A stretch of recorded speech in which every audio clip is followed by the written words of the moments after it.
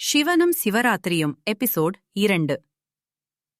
ஒரு சமயம் பிரம்மாவுக்கும் விஷ்ணுவுக்கும் இடையே யார் பெரியவர் என்ற சண்டை எழுந்தது.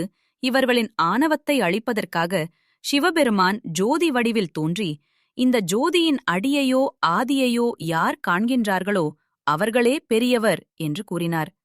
அப்படி அவர் ஜோதி வடிவில் காட்சி கொடுத்த நாள்தான் சிவராத்திரி. அன்றைய தினத்தில் கொடுத்த காலம் லிங்கோத்பவ காலம் என்று சொல்லப்படுகிறது.